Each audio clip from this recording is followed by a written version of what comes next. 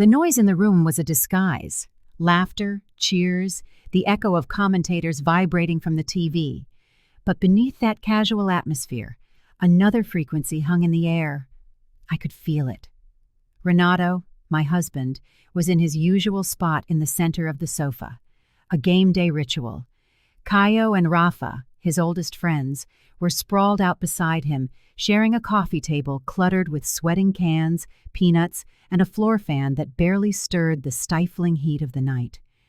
I walked in casually, wearing nothing but one of his old t-shirts and a pair of light shorts, the kind of comfort clothes that reveal more than they conceal. I had no real intention of being provocative. At least, that's what I told myself. But Renato looked at me differently. It wasn't the glance of a man seeing something he sees every day. It was slower, almost conspiratorial. And when his eyes met Caio's, and then Rafa's, I felt a wave of heat wash up my spine. It was as if they had all thought the same thing at the same time, and no one wanted to say it aloud. I sat on the rug in front of them, turning slightly to the side and propping myself up on one arm. The position left me subtly exposed. The curve of my thigh, my sun-kissed skin, the way the neckline of the shirt shifted with every small movement. Still, no one looked away from the game, but I could feel every breath, every silence between comments about the missed penalty, every swig of beer that lasted a little longer than normal. Then Renato said, laughing at something on the screen, "I think we're losing focus on the game tonight, aren't we?" I couldn't tell if it was a taunt or a confession, but my body reacted as if it were an invitation. Growing tired of the floor, I moved onto the sofa, settling myself between them as naturally as I could, or at least trying to appear natural. The fabric of the t-shirt rode up with each movement, leaving my bare thighs against the warm upholstery. Caio was on my left, Rafa on my right, with Renato in the middle, wearing that look of someone who knows more than he lets on. The conversation about the game continued, but the glances were something else entirely now. Caio barely concealed it, his eyes fixed on the path between my leg and the hem of my shorts. Rafa drank faster, as if trying to drown some doubt or desire. Renato, in contrast, was calm. Was it pleasure or provocation? Maybe both. I stretched a little, crossing my legs without thinking, or perhaps thinking too much. The hot night air made my skin gleam in the indirect light of the room, and I felt each gaze like a touch. A shiver began to form, the kind that doesn't come from a breeze, but from what is about to happen. And then I felt it. Renato's hand, firm and warm, rested on my thigh. Not discreetly. On the contrary. The gesture was made in full view of his two friends, like a man marking his territory, or perhaps making an offering. My body froze for a second. His hand didn't move. It just rested there, but the heat spread through me completely. And as I looked at Caio's and Rafa's faces, I saw something that confirmed what had only been a feeling. They knew. More than that, they seemed to have been waiting for this signal for a very long time. For a few minutes, the sound of the match filled the space again. The roar of the crowd, the fast-paced commentary, the referee's whistle. But between the four of us, the silence was beginning to weigh more heavily than any noise from the TV. Caio made a joke about the goalkeeper opening his legs too easily, and Rafa answered with a choked laugh, his eyes darting straight to my thighs. Renato let out a loud laugh, but there was something more in it. A suggestive tone, a clear subtext. And I, there between them, felt my body being read in hushed tones, by unspoken glances and intentions. Every visual touch was a provocation, every sip of beer a beat of anticipation. The sofa seemed smaller, tighter. My knees brushed against theirs and no one pulled away. Our bodies were beginning to speak their own language, a slow, silent, and tense dance. Renato looked at me with that half-smile he only used when he wanted to provoke. He leaned in as if to kiss my cheek, but instead whispered, so low only I could hear, "They're looking at you like they want more than just the game."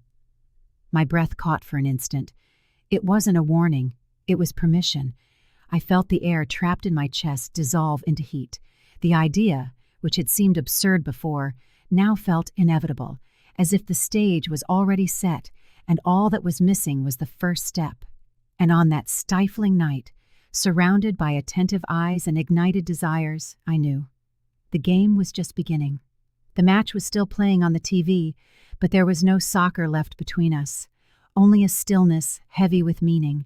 My heart was beating too hard to feign normality, and my body, well, it had already made its own choices. Renato slid his hand along my side as if adjusting my position on the sofa, but the gesture was too slow to be innocent. His fingers touched my waist, then moved up my ribs, just to the edge of the shirt. His touch was warm, firm, and carried the memory of nights when it was just the two of us. I moved my face closer, without thinking, maybe searching for an answer, maybe just trying to breathe. He smiled, that corner of the mouth smile he always wore when he was in control, and he whispered so close to my ear I could feel his breath on my skin. "They look at you the way I looked at you in the beginning, remember?" That sentence disarmed me completely. My skin prickled as if exposed to a cold wind, despite the sweltering heat of the room. I felt the hairs on my arms stand on end, my stomach twisting in a strange mix of vertigo and anticipation. The warmth that was already pulsing between my legs spread, unraveling my logic. Renato was still there, touching me slowly, his eyes locked on mine. On the other side, Caio pretended to watch the game, but his eyes landed on me whenever he thought no one was looking. Rafa bit his lip, restless, his fingers drumming against his can as if trying to distract himself. And me? I was torn between running and diving in, between what was right and what was irresistible. But it didn't matter what my mind was screaming, because my body had already chosen. It was asking for more. What unsettled me most wasn't the boldness, but the subtlety. Caio offered me a beer, and when our fingers touched for a second too long, I felt a warm current travel up my arm. It wasn't an accident. His gaze confirmed what the touch had whispered. "I know you feel it." Rafa, more reserved, made a simple comment about my hair, something any friend might say. But the tone was different. Lower, closer, as if he were speaking only to me. And when his eyes slipped down to my mouth before returning to the TV screen, the message was sent. They weren't pushing, not crossing any lines. They were just testing the waters, an inch at a time. And every gesture, every silence between words, was a way of asking without speaking. "How far will you let us go?" Renato remained by my side, a silent conductor. He said nothing, but his hand still rested on me like a seal. His eyes watched everything, attentive, calm, almost proud. And there was something liberating in that, as if he had handed me a key and was now simply waiting for my decision. I, in the middle, felt the weight of 3 gazes, not as pressure, but as a summons. I was the center of it all, not by accident, but by choice. They weren't surrounding me. They were waiting for me. And it was there, between the warmth of the beer in my throat and the chill running down my spine, that I understood. The next line would only be crossed if I was the one to cross it, and I was already standing on the edge. Renato leaned closer, his body pressing against mine, warm, solid, an anchor in the storm that was building inside me. I felt his breath brush against my neck, and the warmth of it made me close my eyes for an instant, like someone taking a breath before a deep dive. And then he said, his voice low and serene, seeming to pass right through my skin to touch some hidden place. "If you want to, I want to watch." The words echoed inside me, as if they had unlocked a door that had been sealed for years. The sentence was simple, but it was loaded with everything: trust, desire, surrender. Renato didn't just know what was happening, he was encouraging it, desiring it. He was telling me that I could. In that instant, something in me shifted. The guilt, which had been whispering in its moralizing voice, fell silent. In its place, an almost childlike curiosity bloomed, hungry, raw, eager to discover how far this could go. The fear that had held me motionless turned to fire, a damp heat between my legs, a shiver that ran up my spine and out through my fingertips. I opened my eyes and met the gazes of Caio and Rafa. But now I saw them differently. They weren't predators, they were accomplices. They were here for me, for us. The tension between the three of them was still thick, but now it had color, it had intention, and it was coming from me. I crossed my legs slowly, feeling the shorts ride up even higher. My gaze locked with Caio's for a second too long. Then I turned to Rafa. They both understood. I said nothing, but they knew. My yes had already been given. The silence, once tense, was now dense and complicit, almost sacred. I leaned back into the sofa, feeling the faint warmth of the upholstery against the exposed skin of my thigh, a nonverbal invitation. The lights from the TV cast dancing reflections on the walls, throwing moving shadows across their attentive faces. Renato didn't move. He just watched me, his eyes fixed on mine, as if he could follow everything happening inside me just by the rhythm of my breathing. It was Caio who moved first. His fingers, firm and gentle, rested on my knee like someone feeling out the first notes of a song. The touch moved slowly, tracing subtle paths along my inner thigh. No hurry, no noise, just intention. My skin reacted before my mind could. A small current ran through my body, my eyes closed instinctively, my lips parted, and the world seemed to stop in that moment. Caio's hand moved higher until it found the hem of my shorts, and there it stayed, drawing silent circles like a prayer traced with fingertips. Nothing was said, but everything was understood. Rafa moved soon after. His gesture was more hesitant, but no less intense. He drew closer, sitting beside me, as if respecting an intimate ritual. His fingers touched the nape of my neck, brushing away strands of hair that had grown damp from the heat of the moment. The touch was light, yet present. It traveled up my back, then down to the curve of my waist. And there it stayed, his entire palm, warm and welcoming, firmly anchored to me. Between them, their gestures intertwined. I no longer knew where one touch ended and the other began. It was a wordless harmony. Renato still hadn't moved, but his breathing was heavy now, deep. His eyes burned in the silence. What had been control was now surrender. He wasn't possessing me.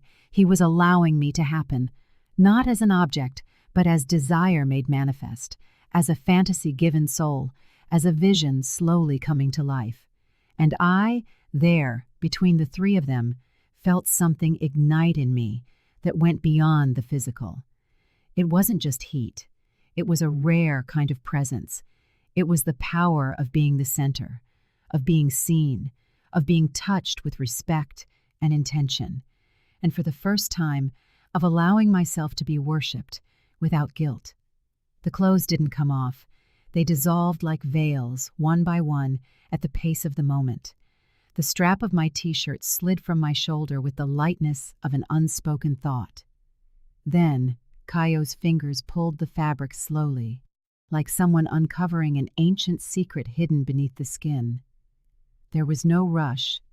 Each movement felt like a silent question.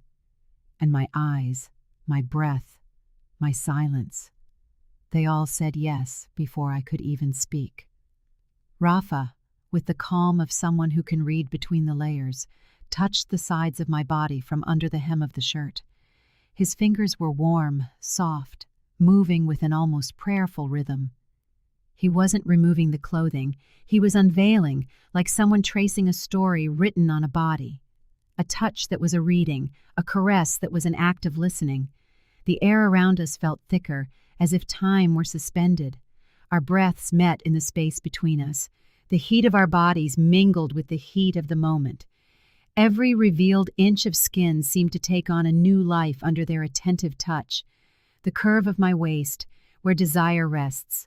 The inside of my arm, where the skin shivers with mere intention.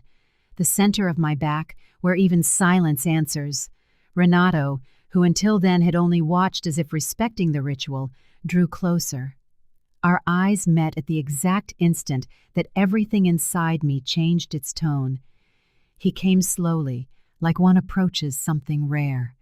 His lips touched mine with the lightness of a promise, but there was a depth to that restrained kiss, as if even in its subtlety, it said everything. "It's okay," he whispered, his lips still against mine. "I want to see all of you." Time stopped, and when his eyes reaffirmed what his mouth had just said, something inside me opened, not with a sound, but with reverence. What was once protection became will. What was apprehension became a thirst to feel. My fingers sought Caio's shirt, pulling at the fabric gently, like someone wanting to touch the fire itself. In silence, Rafa undid the first button of my shorts, as if tracing a path with the tips of his fingers. Renato leaned back again, his eyes on me, contemplating, like someone observing a work of art that is finally breathing on its own. There, surrounded by 3 men who knew how to touch with presence, with a listening sense, with intention, I discovered a new way of being in the world. And for the first time, I felt no need to hide. Time no longer followed a straight line. Minutes became pulses, and every gesture seemed to come from all sides, as if their hands and mouths could decipher what my body was whispering in silence, without words. The sofa cushions muffled my sighs, long, broken, escaping without effort. There was no disguise left. My fingers sought the fabric, my legs intertwined with theirs, and my skin became pure sensation. Rafa teased me with a slow kiss on my shoulder, while Caio slid his palm across my stomach, ascending to the point where desire becomes a silent prayer. Each touch seemed to ask, "Can you?" And for the first time, I knew I could. Renato, sitting across from me, looked at me as if seeing me for the first time. There was something in his eyes, a glint of tenderness mixed with a quiet pride, as if he saw more in me than just skin. I wasn't just unclothed, I was undefended, stripped of my old guilt. The tension that had surrounded us since the beginning of the night now transformed into a living sensation. It was as if my body opened doors that had long been locked, and from each one a new version of me emerged, more awake, warmer, more whole. Our movements blended, our touches weaving together like chords in a deep melody. Sometimes 3 hands would surround me at once. Other times, a light caress on my neck would contrast with a firm touch on my back. Rafa's lips found my collarbone. Caio's fingers explored the most sensitive paths of my body, and Renato watched, biting his lip slightly, like one who beholds something that only reveals itself to those who wait. It was there, amidst crossed breaths and gazes that spoke more than words, that I understood. This wasn't sin, it was liberation. It was like shedding the silence of the soul. Among them, I recognized myself, and at last let myself feel. The fan continued to turn slowly, but the heat no longer came from the summer. It was another kind of fire, more internal, more dense. My muscles still trembled in silent waves, as if every touch left on my skin had a life of its own, pulsing, echoing. I lay right there, between them. The sofa was no longer just a sofa. It was an improvised bed, a shared nest, a sanctuary for what we had lived so unhurriedly. My body, stripped of fears, molded itself between the 3 of them, as if this place had been reserved for me all along. Renato gently pulled me closer, fitting himself behind me, his chest against my back, his arm firm around my waist. His touch was no longer a provocation. It was tenderness. It was shelter, as if to say, without words, "You are safe." Caio, in front of me, ran his fingers through my hair with an unexpected delicacy. His eyes were closed, his breathing calm, as if still savoring the moment. Rafa was near too, a little further away, but his fingers found mine, intertwining now and then. A shy gesture, but one that said, "I was with you too." No one said anything. It wasn't necessary. The silence now was peace. My body, though exhausted, was more alive than ever. I could still feel the warmth of the 3 of them on my skin, the scent of the night clinging to the sofa's fabric, and a new consciousness within me. That version of myself, intense, brave, surrendered. She wasn't going back into hiding. She had come to stay. The world still seemed to move in slow motion. The TV was still on, the game long over, but no one had bothered to turn it off. The distant sound of commentators filled the background like a reminder that, out there, everything was still the same. But inside me, everything was new. I felt light, not in my body, which still ached in well-marked points of pleasure, but in my soul, as if some invisible tether had been undone by the fingers that had touched me.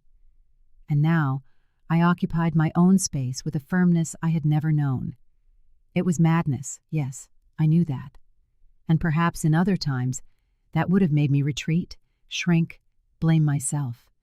But there, in Renato's arms, with Caio's fingers still distractedly toying with my hair, and Rafa's gentle presence enveloping me nearby, fear lost its voice. For the first time, I felt truly seen, not as a wife, not as someone's woman, not as a decorative figure in a functional marriage. They saw all of me. They desired me with their gaze, with their breath, with their skin. They listened to me with their hands, and more than that, they allowed me. Renato, by offering this without imposition, gave me something rare, a choice. The other two, by approaching without invasion, gave me space, and I gave myself freedom. It was madness, yes, but sometimes madness is the only path to finding yourself again. The night didn't end with promises or sweet words. There were no pacts, no need for explanations. When everything finally fell silent, when our bodies separated and the heat of desire began to settle, Caio and Rafa stood up, dressed in silence, and exchanged long glances, with me, with Renato, with each other. None of them said thank you, or see you later, or even, that was incredible. This wasn't coldness, it was respect. It was the recognition that something intimate had been lived there and didn't need to be wrapped in speeches. The language of the night had been different, one of touches, breath, and gazes, and in that moment, it still echoed in the air. Renato walked them to the door, exchanged a restrained nod with each, and came back. I remained on the sofa, my body still warm, my heart beating to a new rhythm. He passed me in silence and went to the kitchen. The sound of the coffee maker breaking the pre-dawn quiet was almost poetic. The smell of fresh coffee mingled with the aroma that still lingered in the air, of warm skin, of memories on the skin, traces of something that doesn't wash away easily. I stayed there naked, with my feet crossed on the sofa, my body marked by what I had lived, but without shame. I felt the air on my skin and had no urge to cover myself, because in that morning, I understood something I had once been afraid to say aloud. I wasn't less of a woman for what I had allowed. I was more alive, more present in my own skin, more whole.